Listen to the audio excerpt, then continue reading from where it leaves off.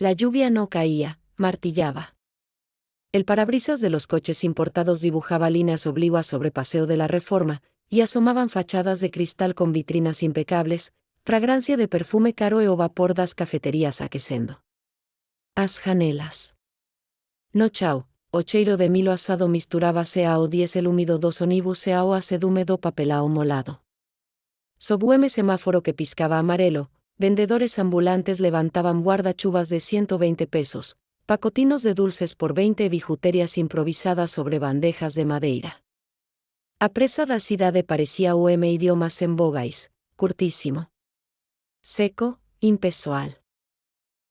No medio desa presa, o brilo miudo prendeu o olar de o homem de eterno, como se a chuva tivese deixado unha única gota parada no tempo.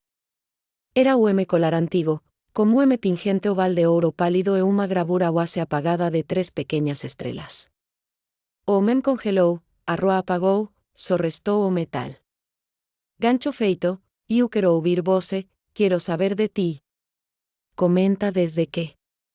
Ciudad o país nos estás viendo. Julián Montalvo tenía 58 años y un pulso que siempre coincidía con los cierres de contrato. Alto, espalda recta, traje italiano antracita, corbata burdeos, zapatos que devolvían a las luces de los aparadores. Un reflejo casi quirúrgico. Era el hombre que, en 2022, había inaugurado el Montalvo Reforma, un 5 estrellas con 214 habitaciones y un lobby de mármol travertino al que llegaban ejecutivos en camionetas negras. Nadie lo sabía, pero su reloj suizo marcaba 2 horas. La del mundo y la del duelo. 4 años antes, a las 22:43 de un sábado lluvioso, Clara, su esposa, no volvió. Desde entonces, Julián aprendió a hablar poco y a firmar mucho. Evitaba lugares donde sonara Claire de Lune, guardaba fotos en cajas sin tapas y repetía a sí mismo que sentir era un lujo inseguro. Caminaba hacia su sedán blindado cuando el destello de aquel pingente lo arrancó del piloto automático. Con la violencia de un frenazo, la niña que sostenía la bandeja parecía envuelta en una ropa prestada por otra vida. Tendría 9 años, piel morena, labios resecos, el pelo oscuro cayéndole en mechones sobre la frente. Llevaba un abrigo de adulto con el forro roto, botas desparejas y unos guantes de lana con 2 dedos descubiertos. Antes de ofrecer nada. Miraba a los ojos, como buscando permiso para existir, luego, con voz baja, decía, son de 50, pero si lleva 2, se los dejo en 80. Sobre la madera, anillos de alambre, cuentas de vidrio, medallitas con santos, y en una esquina, el colar. Que no combinaba con nada. Se llamaba Sofía Herrera y guardaba, en un bolsillo, 4 monedas de 10 pesos, un recibo arrugado de una farmacia en la Doctores y un papelito con un número de emergencia que ya no contestaba nadie. Habló de una tía enferma de 72 años. Que tosía de madrugada, de una habitación en un pasillo compartido, de sopa instantánea dividida en 2. Julián inclinó el cuerpo como quien se asoma a un pozo. Reconoció el diseño sin necesidad de memoria, lo había mandado hacer en 2009, para los 15 años de matrimonio, a un joyero de la calle Palma. 3 estrellas por 3 promesas que entonces parecían invencibles. El perfil del oro tenía una pequeña muesca a las 6 en punto, una imperfección que Clara decía que era su guiño. Ahí estaba. No una copia, el suyo. La voz se le quebró antes de nacer. ¿De dónde salió este collar?, preguntó, y la pregunta le salió. Con el temblor de quien toca una puerta después de 4 inviernos. Sofía, encogida por el frío y por la costumbre de desconfiar, explicó que una señora muy delgada, con tos y un pañuelo floreado, lo había dejado la noche anterior como pago por un plato de caldo en un puesto de la esquina. El mundo de Julián. Hizo un ruido sordo, como de porcelana al partirse, sintió que, por primera vez en años, algo lo alcanzaba por dentro. Compró el collar, pero la mano le quedó aún sosteniéndolo, incapaz de guardarlo, como si el metal pesara lo que pesa una vida entera. La lluvia, lejos de amainar, parecía arremeter con más fuerza, repiqueteando contra el cristal de la cafetería. A la que Julián, casi sin pensar, había invitado a Sofía. Al principio, ella negó con un leve movimiento de cabeza, como si entrar a un lugar así fuera traspasar una frontera invisible donde no se la quería. Pero el frío era un argumento más pesado que el orgullo, y terminó aceptando. El aire cálido del interior empañó los ventanales, el aroma a café recién molido y pan dulce tostado contrastaba con el olor a calle mojada que traían en la ropa. Sofía abrazó la taza con las dos manos, soplando antes de cada sorbo, como si aquella bebida fuera un lujo demasiado valioso para tomar a prisa. Julián, sentado frente a ella, no dejaba de mirarla, había en ese gesto infantil una dignidad que le recordaba a Clara, una fortaleza silenciosa que parecía resistir cualquier invierno. Entre sorbo y sorbo, la niña habló de la tía enferma, de los días en que la comida no alcanzaba, del miedo constante a que los servicios sociales la separaran de lo poco que conocía como familia. Julián escuchaba con la sensación extraña de que, en cada palabra de Sofía, se colaba una lección que él no estaba preparado para aprender, pero que necesitaba urgentemente. La ciudad seguía corriendo allá afuera, coches que salpicaban charcos, transeúntes con paraguas negros, pero para él todo se había reducido a ese pequeño rincón de madera y vapor. El collar reposaba sobre la mesa, su brillo amortiguado por la luz amarilla, como un testigo mudo de la coincidencia imposible que los había reunido. En su interior, Julián sentía dos fuerzas en pugna, el miedo de abrir el corazón y volver a perder, y la certeza de que no podía dejar a esa niña volver a la calle sola. Cuando Sofía bajó la mirada y dijo, casi en un susurro, no quiero que me lleven a un sitio donde no me conozca nadie, algo en él se quebró definitivamente. El deseo de protegerla ya no era un impulso, era una decisión. Julián respiró hondo, intentando ordenar el torbellino de imágenes que lo golpeaban. Clara riendo en la terraza del hotel de Acapulco, Clara ajustándose el collar frente al espejo antes de salir a una gala, Clara despidiéndose en la puerta aquella noche que nunca regresó. Por años, había blindado su vida contra cualquier recuerdo, convencido de que era la única forma de sobrevivir al vacío. Pero ahí estaba Sofía, con las manos pequeñas aferradas a la taza como si se sujetara a un salvavidas, derritiendo las paredes que él mismo había construido. Miró de nuevo el collar y se dio cuenta de que, más que un objeto, era un puente. Un hilo invisible que conectaba su pasado roto con la posibilidad de un futuro distinto. No estaba listo para decirlo en voz alta, pero ya lo sentía con una claridad dolorosa, no podía dejarla ir. La conversación se fue llenando de silencios densos, de esos que no incomodan, sino que invitan a quedarse. Sofía, al notar que Julián observaba el collar con tanta atención, le preguntó si significaba algo para él. Él dudó, tragó saliva, y respondió con una media verdad, sí, y me recuerda a alguien muy importante. No mencionó a Clara, ni habló del aniversario. Ni del joyero. No todavía. Afuera, la lluvia seguía golpeando el pavimento, y en el reflejo del vidrio, Julián se vio a sí mismo inclinado hacia la niña, como si estuviera protegiéndola del mundo. Fue en ese instante, antes de que trajeran la cuenta, que entendió que la decisión ya estaba tomada en algún rincón profundo de su alma, encontraría la forma de sacarla de las calles. Aunque tuviera que enfrentar a quien fuera para lograrlo, Julián dejó que Sofía terminara su bebida en silencio, y al salir de la cafetería la acompañó hasta la esquina donde ella solía vender.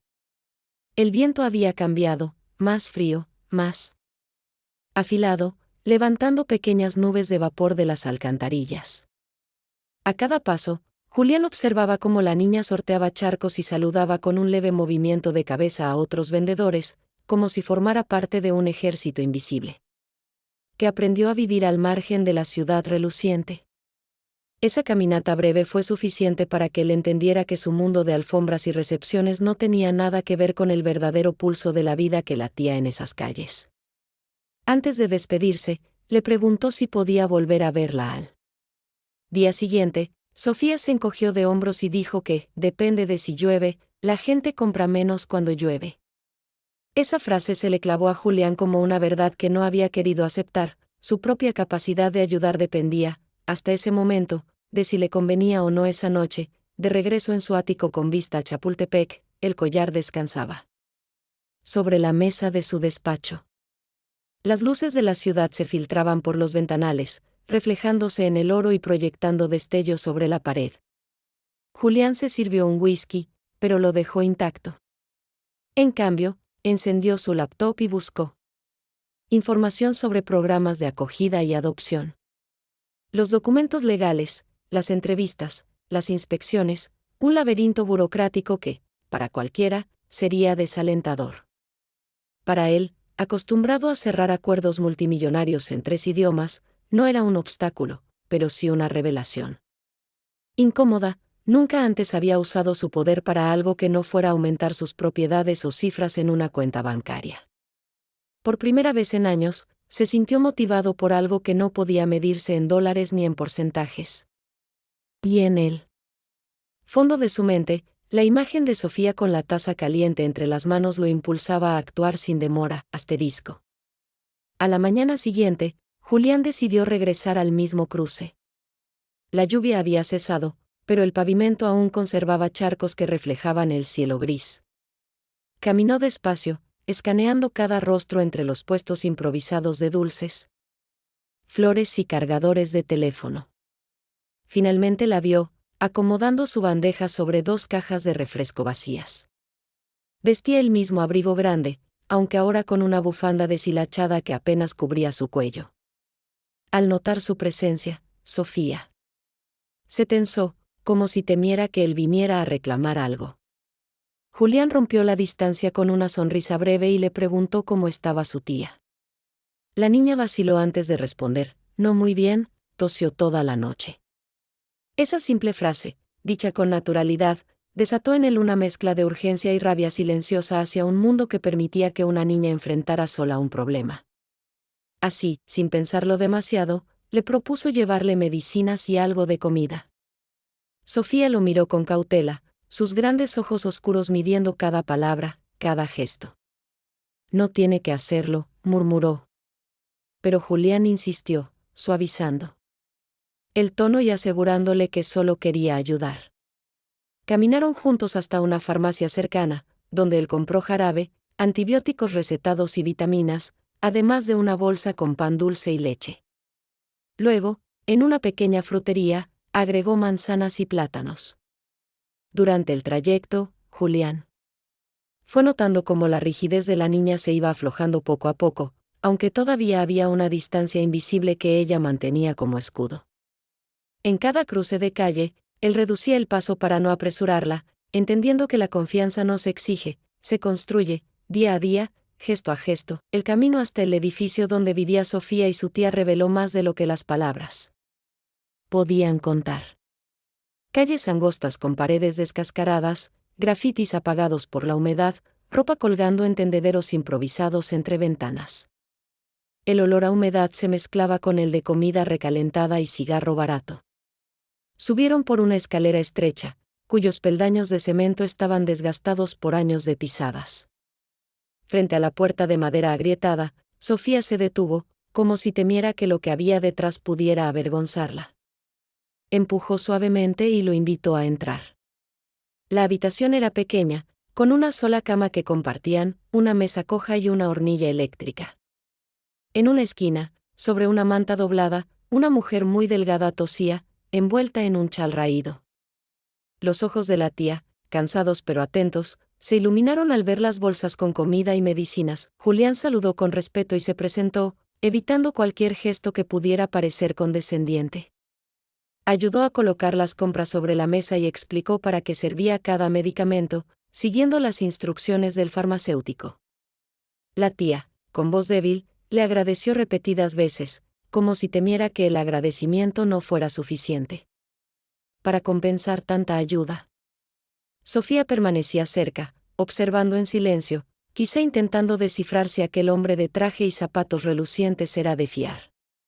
Julián notó que en una repisa había una pequeña caja metálica cerrada con un lazo descolorido. No preguntó, pero intuyó que ahí guardaban lo poco de valor que tenían. Antes de irse, se agachó a la altura de Sofía y le dijo, voy a volver mañana. Si necesitas algo antes, no dudes en decirme.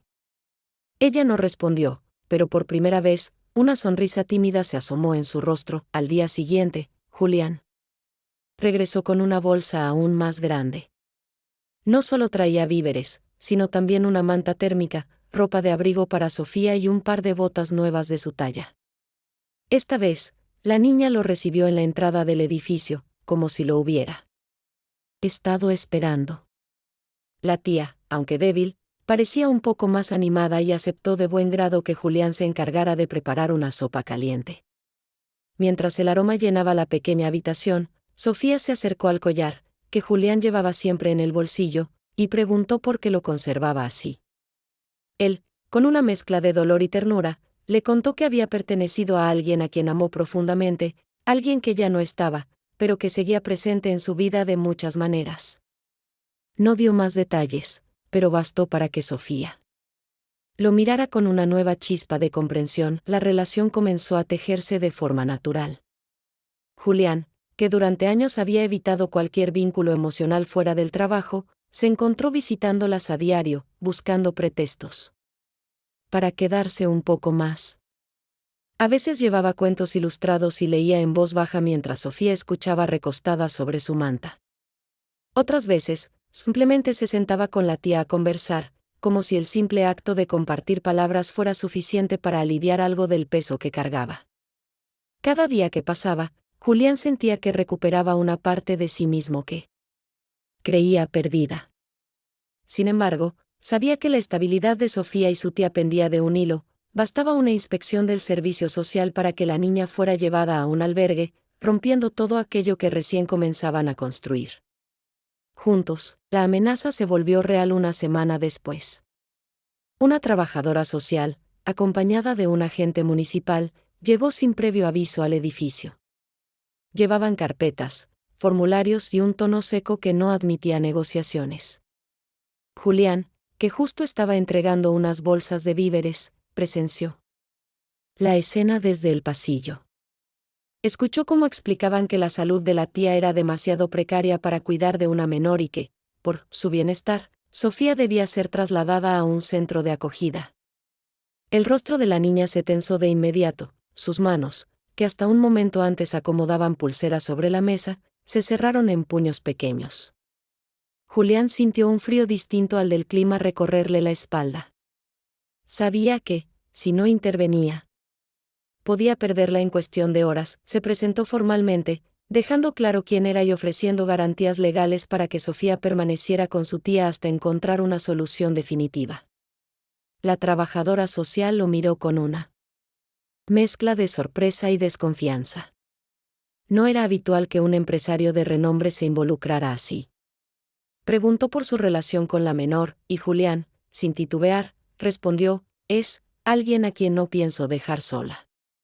La conversación se volvió tensa, se mencionaron procedimientos, requisitos y plazos. Finalmente, lograron un acuerdo temporal. Sofía podría quedarse bajo la supervisión de Julián, quien se comprometía a iniciar los trámites legales para su custodia. Mientras firmaban los papeles, él sintió que cruzaba un umbral invisible. Ya no era un observador benevolente, era parte activa de la vida de esa niña, con todo lo que eso implicaba. A partir de ese día, la rutina cambió por completo. Julián organizó su agenda de forma que cada mañana pudiera pasar por el departamento antes de ir a sus reuniones, asegurándose de que Sofía desayunara bien y de que la tía tuviera lo necesario.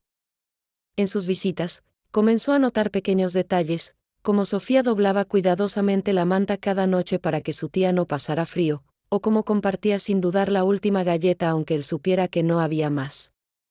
Eran gestos simples, pero cargados de un valor que Julián reconocía como el verdadero lujo, la capacidad de dar incluso cuando se tiene poco. Esa observación empezó a derrumbar los últimos muros de reserva que había mantenido desde la muerte de Clara. Ya no se trataba de una obra de caridad, sino de un vínculo genuino que crecía día a día. Sin embargo, la salud de la tía empeoraba rápidamente. Las visitas al médico se hicieron más frecuentes, y aunque Julián asumía los gastos sin cuestionar, sabía que el tiempo se agotaba. Sofía lo notaba también, su sonrisa se volvía más breve, sus silencios más largos. Una tarde, mientras él la llevaba a comprar materiales para que pudiera seguir haciendo sus collares, la niña le preguntó: casi sin mirarlo, ¿qué va a pasar conmigo si mi tía no está? La pregunta lo golpeó con una fuerza que no esperaba. Tomó aire, buscó las palabras, pero solo pudo responder con honestidad: no voy a dejar que te pase nada. Te lo prometo. Sofía asintió, y aunque no dijo más, sus ojos brillaron con una mezcla de alivio y miedo. Fue en ese instante que Julián entendió que no bastaba con prometer, tenía que actuar para que esas palabras se volvieran verdad. La llamada llegó 2 semanas después, en medio de una reunión con inversionistas. El número era desconocido. Pero algo en su interior le dijo que debía contestar. La voz al otro lado era la de un vecino del edificio donde vivían Sofía y su tía. La mujer había fallecido esa mañana, de forma tranquila, mientras dormía. Julián sintió que el mundo se detenía, como si el aire se volviera espeso e imposible de respirar. No pensó, no pidió permiso, simplemente se levantó de la sala de juntas y salió, ignorando las miradas confusas. El trayecto en coche le pareció eterno, cada semáforo una tortura. Cuando llegó, el pequeño apartamento estaba silencioso, con la puerta entreabierta. Sofía no estaba allí. Una vecina explicó que, al ver a la tía sin vida, la niña había salido corriendo sin rumbo. La ciudad parecía enorme y caótica mientras él la buscaba. La lluvia había regresado, fina pero constante, oscureciendo las aceras y empañando los cristales. Julián recorrió calles, preguntó en tiendas, se asomó bajo marquesinas, pero no había rastro de ella. Finalmente, al doblar una esquina hacia aquel cruce donde se habían conocido, la vio. Sofía estaba sentada en el mismo sitio, la bandeja vacía junto a ella, los hombros encogidos bajo el abrigo empapado. No lloraba, pero su mirada perdida decía más que cualquier lágrima.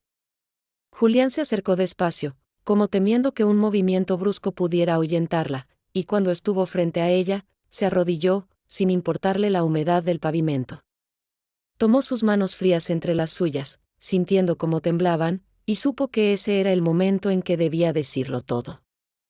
La lluvia corría por su rostro, mezclándose con lágrimas que no intentó ocultar. Julián sostuvo la mirada de Sofía y habló con una voz quebrada, pero firme: no eres un reemplazo de nadie. Eres única. Y si me dejas, nunca más vas a estar sola. Esas palabras no eran una promesa improvisada, eran un compromiso absoluto, nacido del mismo lugar que había intentado mantener cerrado durante años. Sofía parpadeó, como si no estuviera segura de haber escuchado bien, y luego bajó la vista hacia sus manos entrelazadas con las de él. Hubo un silencio en el que solo se escuchaba el golpeteo constante de la lluvia contra el asfalto y el lejano murmullo de la ciudad. Fue entonces cuando la niña asintió levemente, apenas un gesto, pero suficiente para que Julián entendiera que el muro de desconfianza comenzaba a desmoronarse. Sin perder tiempo, la cubrió con su propio abrigo. Y la llevó hasta su coche, encendiendo la calefacción al máximo. El trayecto hasta su hogar fue silencioso, pero no incómodo. Era un silencio lleno de significado, como si ambos supieran que algo irreversible había sucedido. Al llegar, Julián la condujo a una habitación que había preparado en secreto días antes, una cama con sábanas limpias. Un pequeño escritorio junto a la ventana y una estantería con algunos libros infantiles que había comprado sin saber si ella los aceptaría. Sofía recorrió la habitación con los ojos muy abiertos, como si no pudiera creer que aquel espacio fuera para ella. Julián no dijo nada más, solo dejó el collar sobre la mesita de noche, como símbolo de un nuevo capítulo que ambos estaban dispuestos a escribir juntos. Los días siguientes fueron una carrera contra el tiempo y contra la burocracia. Julián, acostumbrado a mover millones con una sola firma, ahora se encontraba llenando formularios interminables, asistiendo a entrevistas con asistentes sociales y entregando certificados médicos, antecedentes y referencias personales. Cada papel que presentaba no era solo un requisito, sino una declaración silenciosa de que no pensaba permitir que Sofía volviera a las calles. La niña, todavía cautelosa, lo acompañaba a algunas de esas citas, vestida con la ropa nueva que él le había comprado, pero siempre llevando en el bolsillo un pequeño anillo de alambre que había hecho con sus propias manos. Decía que le daba suerte. Una tarde, mientras esperaban en una sala de espera fría y sin ventanas, Sofía se recostó en su hombro, y ese gesto sencillo le confirmó a Julián que estaba en el camino correcto. Fue en ese instante que decidió que, más allá de la custodia legal, él sería su familia en el sentido más profundo de la palabra. ¿Te está gustando esta historia? Deja un like y suscríbete al canal. Ahora continuamos con el video. 3 meses después, la adopción fue oficializada en una sala austera del juzgado de familia. Julián, vestido con un traje gris claro y una corbata azul que Sofía había elegido, sostuvo su mano durante todo el procedimiento. La jueza, una mujer de voz grave pero amable, leyó en voz alta la resolución que los convertía legalmente en padre e hija. Sofía apretó su mano con fuerza y, por primera vez desde que la conoció, Julián vio en sus ojos algo más que cautela, vio pertenencia. Afuera, el día estaba despejado, como si la ciudad hubiera decidido celebrar con ellos.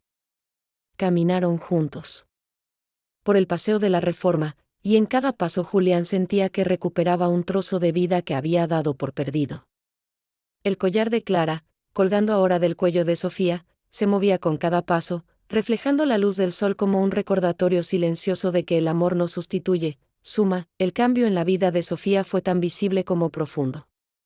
Ya no caminaba encorvada para pasar desapercibida, ahora su espalda estaba recta, su mirada firme y sus pasos seguros. Asistía a una buena escuela, pero mantenía intacta la memoria de dónde venía. Cada semana, pedía a Julián que la acompañara a repartir comida y ropa en las calles donde antes vendía collares. No quiero olvidar, decía, y Julián asentía con una mezcla de orgullo y respeto. En casa, las risas comenzaron a llenar los pasillos antes silenciosos. El sonido de sus pasos corriendo por el piso de madera, el aroma de las comidas que preparaban juntos y las pequeñas discusiones sobre qué película ver los fines de semana se convirtieron en la banda sonora de una nueva etapa. Por primera vez en años, Julián sentía que su hogar estaba completo. Inspirado por la fuerza y la resiliencia de Sofía, Julián decidió que su historia no podía quedarse solo entre las paredes de su casa. Fundó la Fundación Clara Montalvo, un proyecto destinado a brindar apoyo integral a niños y niñas en situación de calle. No quería que fuera una institución fría ni burocrática. Su objetivo era que cada niño encontrara allí un nombre que lo llamara, un abrazo que lo recibiera y un lugar donde pudiera sentirse seguro. Sofía, con su carácter decidido, se involucró desde el inicio, ayudando a organizar actividades y compartiendo su experiencia con otros niños. En cada evento, Julián veía cómo la voz de su hija, todavía dulce pero ahora firme, podía inspirar a otros a creer que un futuro distinto era posible. La fundación creció rápidamente, atrayendo voluntarios y donaciones de todo el país, pero lo más importante para Julián era que cada historia de éxito llevaba implícito el eco de aquella tarde lluviosa en que todo comenzó. 5 años después, Sofía, ya con 14, lideraba un programa dentro de la fundación enfocado en jóvenes emprendedores de bajos recursos. Su capacidad para conectar con los demás iba más allá de las palabras, transmitía esperanza con solo escuchar y ofrecer soluciones concretas. Un día, mientras caminaba por las calles donde había pasado parte de su infancia, vio a una niña vendiendo bijutería sobre una manta desgastada. Se acercó sin prisas, observó los collares y anillos improvisados, y eligió uno. Pagó sin pedir rebaja, como si comprara la pieza más valiosa del mundo. Antes de irse, sacó de su bolso una tarjeta con su número y el logo de la fundación. Yo también estuve aquí. No estás sola, le dijo con una sonrisa que era a la vez un recordatorio y una promesa. En ese instante, entendió que el círculo se había cerrado, y que lo que había comenzado con un collar perdido había florecido en una cadena infinita de segundas oportunidades. ¿Han hecho algún gesto de bondad que cambió una vida? Dejen un corazoncito si creen que el amor es más poderoso que cualquier riqueza. Suscríbanse para más historias de segundas oportunidades. Tu opinión importa, escribe abajo de qué lugar del mundo nos acompañas. 15 años después de aquella tarde lluviosa que unió sus vidas, la ciudad había cambiado, pero en el corazón de Julián y Sofía, la memoria seguía intacta. La Fundación Clara Montalvo ocupaba ahora un edificio luminoso en el centro, con paredes decoradas por murales pintados por los propios niños que alguna vez habían dormido en las calles. Afuera, en la entrada principal, un gran portón de madera llevaba talladas 3 estrellas doradas, réplica exacta de las del collar que un día fue el puente entre 2 soledades. Dentro, el bullicio era constante, risas, pasos apresurados, voces que aprendían, soñaban y planificaban su futuro. Sofía, con 24 años, caminaba por los pasillos saludando a cada joven por su nombre, deteniéndose a escuchar historias y ofreciendo consejos con la misma calidez que un día había recibido de Julián. Vestía sencillo, pero en su cuello, siempre, brillaba el collar que había pertenecido a Clara, símbolo de un legado que trascendía el tiempo. Julián, ya con 73, observaba desde una terraza del segundo piso. Su cabello, completamente plateado, brillaba bajo el sol de la tarde. A su lado, una foto enmarcada de Clara sonreía, como si aprobara cada paso que habían dado desde que el destino, o quizá algo más, los había reunido. No necesitaba decirlo en voz alta para saber que Sofía era su mayor orgullo, la obra más importante de su vida. Esa tarde, mientras él la miraba guiando a un grupo de voluntarios, sintió una emoción pura, una mezcla de gratitud y plenitud que lo obligó a cerrar los ojos por un instante. Recordó la lluvia, el aroma a café, las manos frías que había tomado entre las suyas, y supo que todo había valido la pena. Cuando Sofía alzó la vista y lo vio en la terraza, le dedicó una sonrisa luminosa, de esas que atraviesan los años y devuelven la vida. Y en ese momento, Julián entendió que, aunque el tiempo pase y las estaciones cambien, el amor que se da sin medida nunca envejece, se multiplica, se hereda, y sigue floreciendo en cada vida que toca. El año era 2038. Afuera, el cielo de la ciudad estaba despejado, como si se negara a ocultar ni un rayo de sol en un día tan especial. La Fundación Clara Montalvo celebraba su 20º aniversario, y el salón principal se había transformado en un mosaico de colores, globos y fotografías que contaban 2 décadas de historias cambiadas para siempre. En una pared, una línea de tiempo mostraba a cientos de niños y jóvenes que habían pasado por el programa, cada uno con un antes y un después que hablaba de superación, dignidad y esperanza. En el centro del escenario, Sofía, ahora una mujer segura y carismática, tomaba el micrófono. Su voz, firme pero dulce, resonaba en cada rincón. Yo soy prueba de que un gesto de bondad puede cambiar no solo una vida, sino muchas. Y ese gesto comenzó en una tarde de lluvia, con un hombre que me vio cuando el resto del mundo pasaba de largo. Entre el público, Julián escuchaba sentado en la primera fila. Vestía un traje azul marino y una corbata de seda, pero llevaba en la solapa un pequeño broche con 3 estrellas doradas, igual que las del collar. Su mirada estaba fija en Sofía, aunque en sus pensamientos se entremezclaban imágenes del pasado, la niña temblando bajo la lluvia, el café que humeaba en la mesa, la primera sonrisa tímida, la promesa hecha de rodillas en la calle mojada. Cada recuerdo le devolvía la certeza de que había tomado la mejor decisión de su vida. Cuando Sofía terminó su discurso, el auditorio estalló en aplausos, y ella bajó del escenario para abrazarlo. Él, con voz emocionada, le susurró: «Has hecho más de lo que alguna vez imaginé. Clara estaría tan orgullosa de ti». Más tarde, en la terraza de la fundación, mientras el sol comenzaba a ocultarse y pintaba el cielo de tonos naranjas y rosas, Sofía y Julián compartieron un momento en silencio. A lo lejos, se veía un grupo de niños corriendo, persiguiendo un globo que el viento intentaba robarles. Sofía sonrió y dijo: «¿Sabes? A veces pienso que el collar me encontró a mí para traerte de vuelta a la vida». Julián la miró con ternura y respondió: «No, Sofía, fuiste tú quien me devolvió a mí mismo». La brisa de la tarde jugueteó con el collar que llevaba al cuello, haciendo brillar las 3 estrellas como si Clara misma les guiñara desde algún lugar. En ese instante, ambos entendieron que su historia no había terminado, simplemente se había transformado en muchas otras. Cada niño que cruzaba las puertas de la fundación, cada voluntario que dedicaba su tiempo, cada vida que encontraba un nuevo rumbo, todo formaba parte de una cadena de bondad que no se rompería jamás. Y así, mientras el eco de risas infantiles llenaba el aire, Julián y Sofía se abrazaron, sabiendo que el amor verdadero no conoce de finales, solo de nuevas oportunidades para empezar otra vez. La noche cayó sobre la ciudad, y las luces de la Fundación Clara Montalvo se encendieron, iluminando el jardín central donde se había organizado una cena comunitaria. Mesas largas, cubiertas con manteles blancos, estaban repletas de platos preparados por voluntarios y antiguos beneficiarios de la fundación. Los aromas de tamales, pan dulce y chocolate caliente llenaban el aire, mezclándose con la música suave de un trío que tocaba bajo una pérgola adornada con luces amarillas. Julián caminaba entre las mesas, saludando a todos como si fueran parte de una gran familia. Algunos lo abrazaban con fuerza, otros le presentaban a sus hijos, agradeciendo por oportunidades que jamás habrían imaginado. Cada historia que escuchaba le confirmaba que aquel día en la calle, bajo la lluvia, no había sido un azar.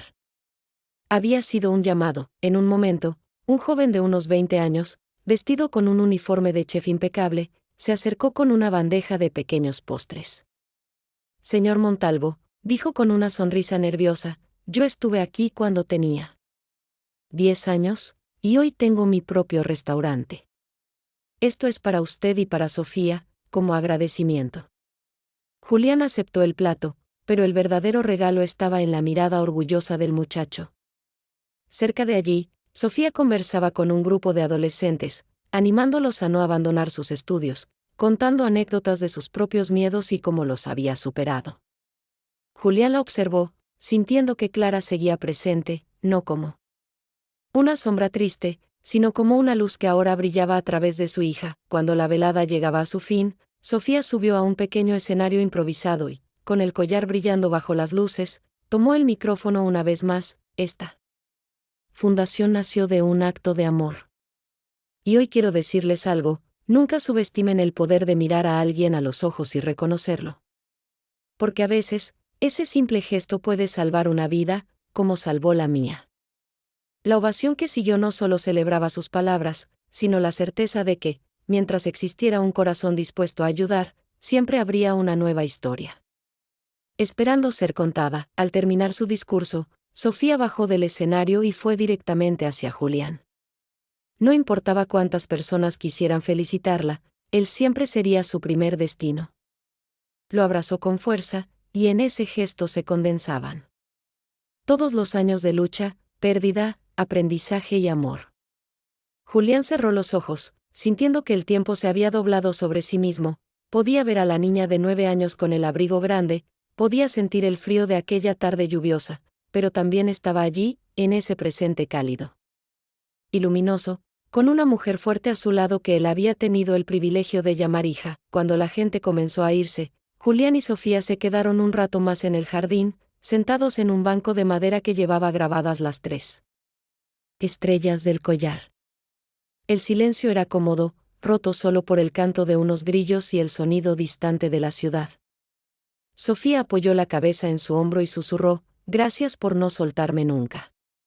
Julián sonrió y, con la voz baja pero firme, respondió, gracias por enseñarme que el amor no se mide en lo que uno pierde, sino en lo que uno decide dar. Levantó la vista hacia el cielo nocturno, donde un puñado de estrellas brillaba con la misma intensidad que las del collar. En ese momento supo que, aunque un día su cuerpo dejara de caminar junto a ella, su legado seguiría vivo en cada niño rescatado, en cada mano tendida, en cada mirada que dijera, no estás solo. Asterisco y así, bajo ese cielo inmenso, comprendieron que su historia, la de una niña con un collar perdido y un hombre roto por la pérdida, no tenía un punto final. Era una historia que se seguiría escribiendo en los pasos de otros, en las calles, en las vidas que aún no sabían que estaban a punto de cambiar para siempre. Porque, mientras exista la capacidad de amar sin condiciones, siempre habrá un nuevo comienzo esperando en la próxima esquina. Un año después de aquella celebración, la fundación organizó su primer campamento de verano para niños de distintas ciudades. Era un proyecto ambicioso, 3 días en una reserva natural a las afueras, rodeados de montañas, lagos y aire limpio. Sofía estaba al frente de la coordinación, pero insistió en que Julián la acompañara. «Quiero que lo veas con tus propios ojos», le dijo. Desde el amanecer, el lugar se llenaba de voces infantiles, risas y carreras. Algunos niños nunca habían visto un lago, otros nunca habían dormido en una tienda de campaña.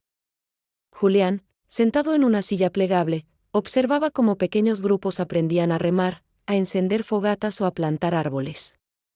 Había algo profundamente sanador en ver a tantos chicos, que antes cargaban historias de abandono y hambre. Ahora construir recuerdos felices. En la última noche, organizaron una fogata. Todos se sentaron alrededor, envueltos en mantas, mientras el fuego proyectaba sombras danzantes sobre sus rostros. Sofía tomó la palabra y, con voz cálida, contó cómo había llegado a esa fundación siendo una niña asustada, y cómo un hombre decidió no apartar la mirada. «Esta llama que ven aquí», dijo, señalando el fuego, «es como el amor verdadero, si se cuida, no se apaga nunca, y puede encender muchas otras». Luego, entregó a cada niño una pequeña linterna con 3 estrellas grabadas, símbolo del mismo collar que había cambiado su destino. Julián, escuchando esas palabras, sintió que Clara estaba allí, sonriendo con ellos, en cada luz que ahora brillaba en las manos de esos niños. Cuando todas las linternas se encendieron a la vez, el campamento entero se iluminó, y Julián supo que aquel instante quedaría grabado en su memoria como el verdadero final, o tal vez el más hermoso de los comienzos. ¿Han hecho algún gesto de bondad que cambió una vida? Dejen un corazoncito si creen que el amor es más poderoso que cualquier riqueza. Suscríbanse para más historias de segundas oportunidades. Tu opinión es importante para nosotros. Escribe desde qué parte del mundo estás viendo esta historia.